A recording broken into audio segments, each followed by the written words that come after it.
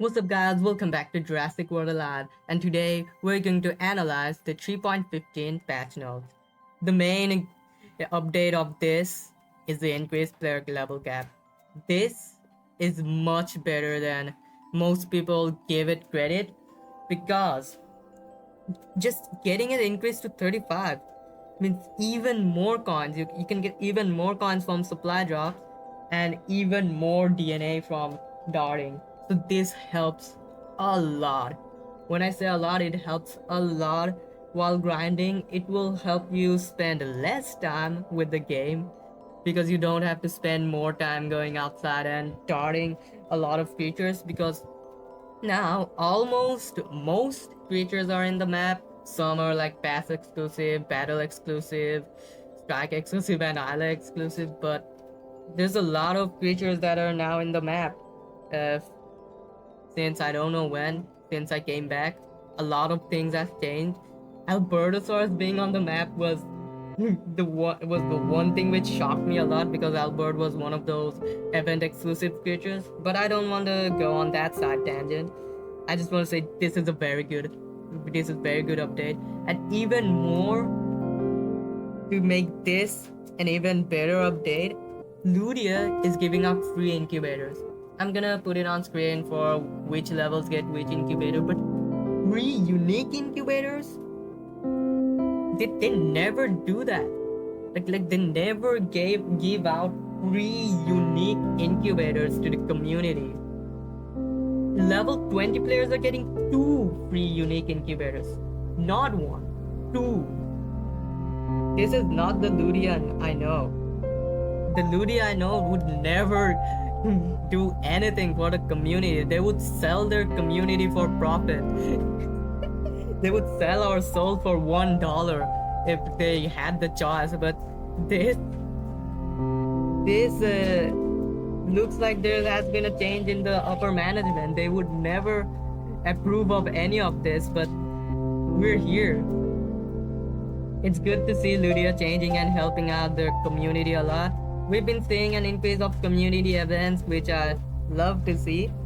But hey, good to see that Ludia is finally giving back to the community a bit. They're starting to get good.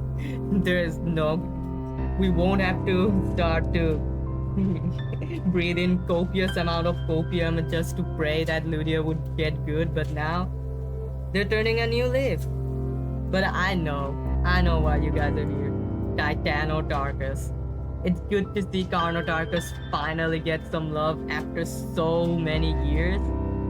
This does seem promising, but I would have to see its stats to pinpoint how good it's gonna be in the unique format. But one thing I want to say, the design looks phenomenal. Okay, we've been getting pretty shit designs for the past year or so. Concatalogue, Aeromocanis is being the best example. Like, it looks so ass. Why does it look so ass? But hey, finally, a good design. This design has to be one of the best we've gotten so far. It just fits so perfectly.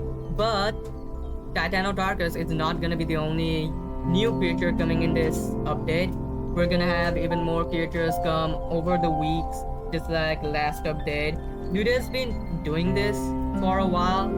They've figured out to do this would be better than just putting everything out in one. I guess that keeps the update going for a bit longer. It keeps the update resonate with the players a bit more. So I do think this way is a bit better of just getting a few, just showcasing one here, then releasing more over the weeks. It also helps people to prepare for creatures, so that's good. But I do know what is coming, what else is coming with Titanotarchus over the few weeks, but I will not say. I will not say what is coming because I've seen the leaks, but I'm not gonna go in detail on the leaks because I don't want to talk about the leaks with this game. I don't want to get in trouble with Ludia. So, hey, just keep your eyes out for new features over the week. We will get them. Just keep an eye out. But we'll get here. These are like my favorite part of the update. But hey, dinosaur updates. New buffs and only buffs in this update, no nerfs. But hey, Indochisian got buffed. Indochisian used to be a niche pick in the meta. Now I'd say with this buff of increased HP to 4550, speed immunity, vulnerable resistance to 50% from 25%, this helps a lot. Bleed res, I would have gotten it to 50%, but 33% is good. Well, it's better than nothing. It used to have nothing. And the 85 now helps it heal up when it's cloaked. The cloak now gives a 30% crit chance, which is pretty good because this guy is a crit based attacker. She depends a lot on crits to deal her damage. Lure increasing speed is also pretty good. Now she's a fast attacking, fast critical attacker. So it differentiates her a bit from Bekeljara, but Bekeljara's leagues better. This buff is not gonna get a Indochisian to Bekeljara range, but that's in another league of its own. And the on escape getting buffed is also pretty good. It not only got an attack increase on the on escape from 1.5 to 1.75, now it's an automatic crit attack. This is also pretty good. This is gonna get Indochisian from a niche pick to a meta pick. It's finally gonna get her back in the meta. It's good to see Indoraptor get even more love in this game because in Jurassic World the game, Indoraptor is the best creature in the game, but in here Indoraptor is like one of the worst uniques in the game. These two games are like day and night in their differences, so it's pretty funny to think that. But hey, it's good to see Indochisian get a bit more love in this game. And all the Atrociraptor squad except Panthera, because Panthera does not need a buff. Panthera's kit is already very good. Panther is like one of those creatures that is like a permanent stay in the epic format until we get a huge ass power creep like GG Spino and Blonde all over again. That would get Panther out of the meta, but Panther will always stay in the epic meta. But these guys got a bit more love to get in the same range as Panthera, but I don't think they will be meta. But I'm getting under the buff. HP increase to 3200 from 3000. Attack increase to 1500. They should have always given it 1500 attack. 1350 was very low for Ghost. But hey, it's good. It finally got 1500 attack and crit obstruction. Having an OE in epic format is always pretty good. It's pretty good to be able to trap your opponents. So this is a pretty good change, but I don't think those will be meta in the epic format. There's far better creatures to use. So yeah, this is a good buff, but it's not gonna be meta. And same with Tiger. HP increase. Got HP increase pretty good. Attack increase by 50. Armor increase. It really needed more armor. But taking out swap in shields changes her playstyle a bit. Giving her Devour is very good because he didn't have any healing capabilities, but having Devour heal is very good. Devour heal with Cloak because Tiger has a cloaking attack, and the counter attack will get increased by the cloak, and she will devour even more with the cloak. I hope they showed what Tiger's takedown actually does. They used to show what new abilities used to did, but now they no longer do that for some reason. I don't know why. But I would love to see what Tiger's takedown actually does. He has potential, but I wouldn't bank on her being meta yet. We would need to see what this move does to fully say it, but my prediction is it's not gonna be that meta unless this one move is like very good and synergizes a lot with her entire kit. The Devour heal already makes her very good. So we'll have to see. She has potential, but I wouldn't say that it's meta yet.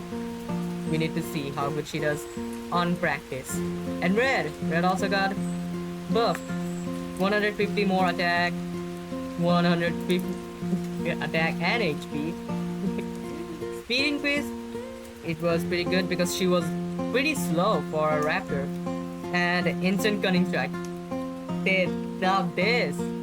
This is good. Instant cunning strike is a very good move. Blonde shows why it's a very good move. And Diplocaulus. Diplocaulus is very good in rare and common format, all because of its high attack and instant cunning strike. It's a very good move. The dodge is very good. We need to see how much this changes her. And swapping shields is also very good. So they changed a bit.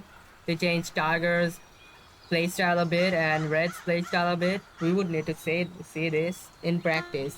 And Theory. I know Thy Guardian in our alliance is gonna be very happy with this.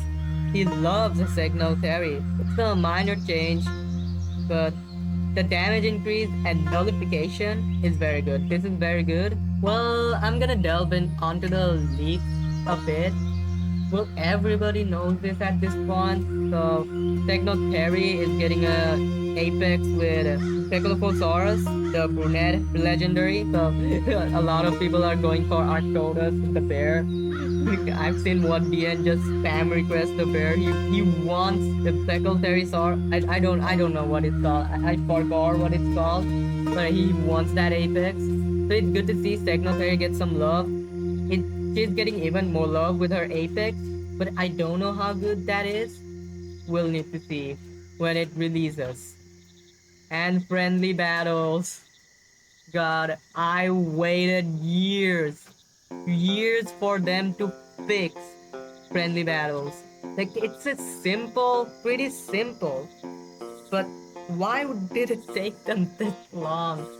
This is gonna help with something that I've been trying to, well, something that I've planned a bit for the Jurassic World Alive, some content that I've planned. This is gonna help it out even more. And this. Okay, this is I don't like this change. No. This is bad. This is a very bad change. No. Why, Ludia? Why? Level 26, this... I know it looks odd, but everything is calculated on a level 26 stats. It's the base stat. We would have to relearn all of the stats all over again to level 30. Like, level 25 made it easier to calculate everything. But this...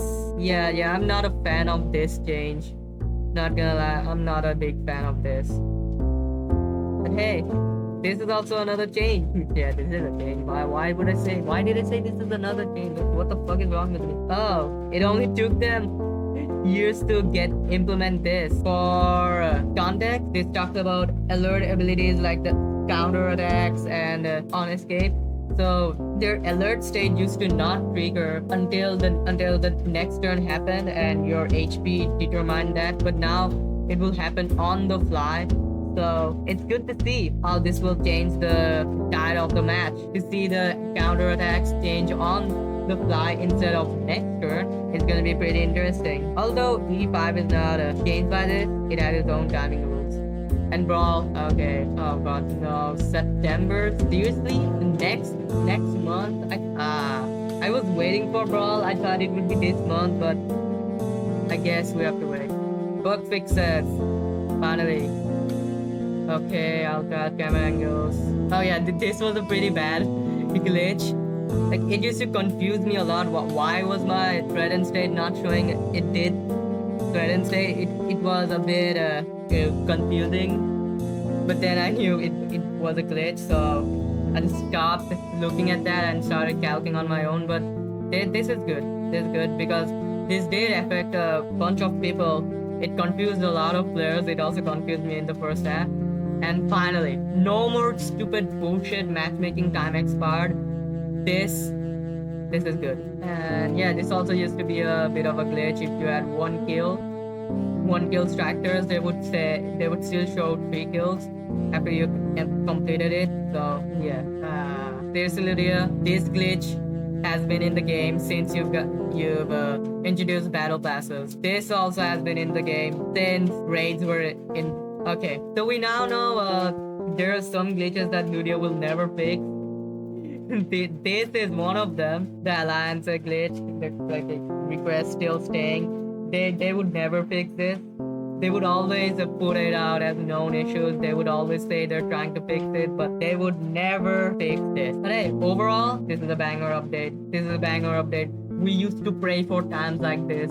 I thought 3.14 with the Isle of Trials update was good, but this is so good. Mainly because of the increased player cap and friendly battles. I've always wanted friendly battles to be fixed, so it's final fix. It's gonna help me out with the content that I've planned for, which I will release after my exams end. So it's a good update.